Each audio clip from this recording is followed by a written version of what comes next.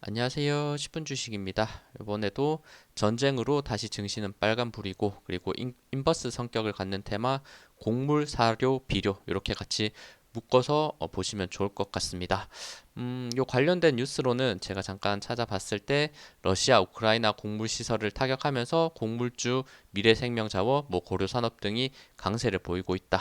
러시아, 우크라이나 곡물 창고 공습, 러시아, 우크라이나 전쟁 여파로 곡물 운송 수송의 차질이 빚어진다. 이런 내용이 나왔는데 최근에 이스라엘 하마스 전쟁에 발발하면서 지금 전쟁에 대해서 약간 공부심을 갖고 있는데 여기도 여전히 전쟁을 하고 있구나. 이렇게 다시 한번 인식이 되면서 요 곡물 관련주들이 다시 한번 부각을 받고 있는 게 아닌가 이렇게 생각이 드네요.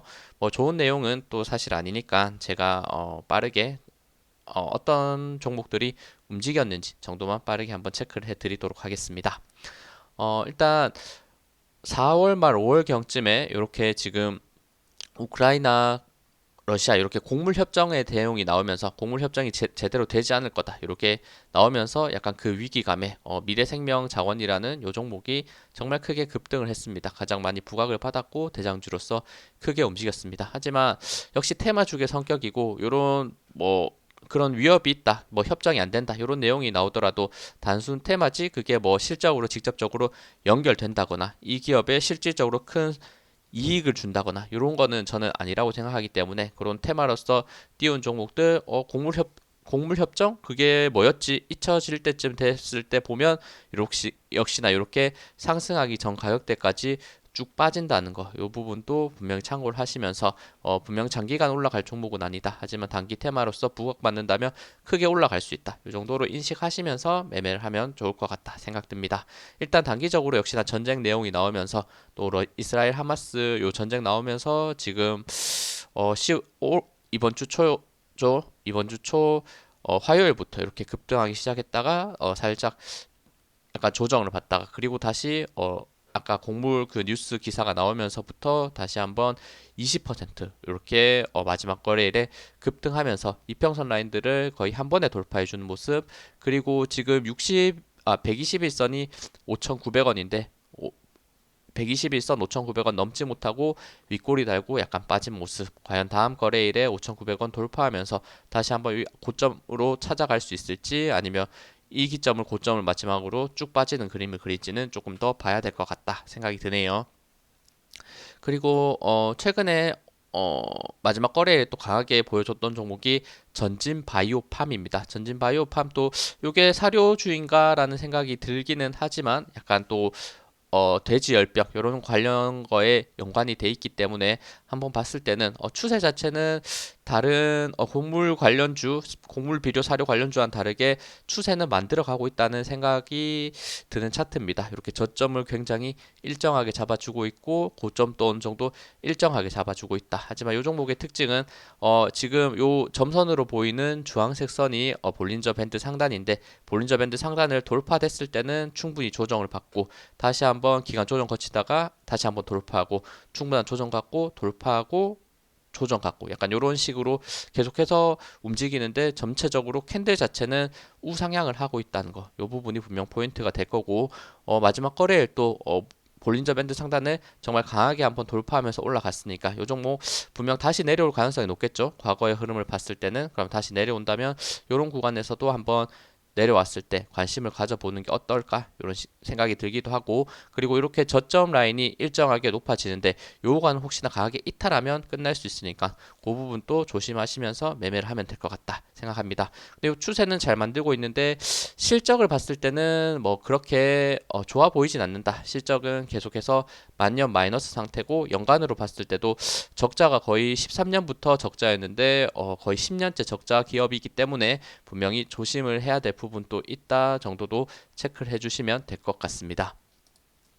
다음은 고려산업입니다. 고려산업 12% 역시나 급등을 했는데 차트가 약간은 아쉬운 부분이 있죠. 이렇게 계속해서 하락 추세인 종목이다 보니까 쉽게 투자를 해서는 안 되겠지만 이렇게 한 번씩 이슈가 나올 때마다 급등하는 모습을 보여주고 있습니다. 역시나 미래생명자원과 거의 유사하게 움직이겠죠. 미래생명자원과 유사하게 움직일 거고, 역시나 이 종목 자체도 4월 말 5월 초에 크게 한번 움직였다가 오히려 그런 이슈들이 점점 사라지니까 상승하기 전 가격보다 더 많이 빠졌다는 흐름도 체크를 한번 해보시고, 한번 요 가격대 대략 39,000원대인데, 죄송합니다, 3,900원대인데 3,900원을 다시 한번 돌파할 수 있는지, 이렇게 저항 라인 121선, 241선 겹쳐 있는 구간이 강한 저항이 되다 보니까 윗꼬리만 그리고 빠진 부분이 분명히 있습니다. 그러면 다시 한번 하락 추세가 될지 돌파될지만 보시면 될 것 같습니다. 다음은 할인 사료입니다. 이것도 대표 사료 중에 하나죠. 마찬가지 4월 말 5월 초에 이렇게 급등을 했다가 요거는 꽤나 오랜 기간 동안 그래도 크게 하락하지 않고 박스권을 만들다가 쭉 밀렸습니다. 그리고 나서 역시 비슷하게 다시 한번 곡물 관련주 전쟁에 대한 위협이 있다 보니까 점점 올라오고 있는데, 다시 한번 요 앞에 박스권 안으로 진입을 할 수 있을지 요 포인트만 보시면 될 것 같습니다. 다음은 팜스토리입니다. 팜스토리 마찬가지죠. 4월 말 5월 초 강한 모습 보이면서 쭉 그래도 올리려는 모습 보였다가 결국에는 대세 하락을 한다는 거, 이런 모습을 한번 체크하시고, 역시나 단기간에는 바닥에서부터 반응이 왔던 종목, 역시나 요 앞에 매물대 이평선 라인 돌파하면서 미래생명 자원을 대장주로서 쭉 올릴 수 있는지를 체크하시면 좋을 것 같아요. 다음은 체시스입니다. 체시스 같은 경우에는 그 전부터 한번 급등을 했었는데, 이게 뭐냐면 정치 테마 관련으로 엮여서 한번 체시스는 크게 올라왔습니다. 그리고 나서 고점 횡보를 하다가 다시 한번 전쟁, 비료 사료 이런 내용 나오니까 다시 올라가는 모습을 보여주고 있거든요. 그러면 이것도 일단은 테마가 약간 연결성이 발생을 하면서 계속해서 큰 상승세를 보여주고 있는데, 이 상승세로서 요 앞에 고점 저항을 맞은 구간도 분명히 의미가 있는 구간이겠죠. 역시나 요 앞에 전고점이 있었던 구간에 한번 터치를 해줬던 부분이 있으니까 요 구간 대략 1,900원 정도 되네요. 1,900원에서 굉장히 많은 저항을 느끼고 있는 부분을 체크할 수 있습니다. 1,900원을 돌파하면서 다시 한번 요 앞에 고점 라인들까지 올라갈 수 있는지 이 부분을 한번 체크하시면서 보면 좋을 것 같다 생각합니다. 다음은 신송홀딩스입니다. 신송홀딩스도 이렇게 요건 4월 말 5월 초에도 한번 움직이긴 했는데, 이렇게 급등했던 이유는 요거는 후쿠시마 원전 관련해서 한번 급등을 했다가 역시나 테마주는 테마주 이렇게 결국에는 이슈가 사라지니까 다시 한번 상승하기 전 가격으로 이렇게 회귀한다는 거, 이런 거 항상 조심을 하셔야 되고, 그리고 중간 반등 이때도 후쿠시마 내용 한번 나오면서 정말 살짝 반등을 했지만 다시 한번 하락하면서 오히려 상승하기 전 가격보다 더 아래 가격으로 떨어진다는 것도 저희가 꼭 확인을 해야 되는 부분입니다. 마찬가지 뭐 4.9% 상승했는데 요 앞에 매물대 소화하면서 다시 한번 올라갈 수 있을지 요 부분만 보시면 됩니다.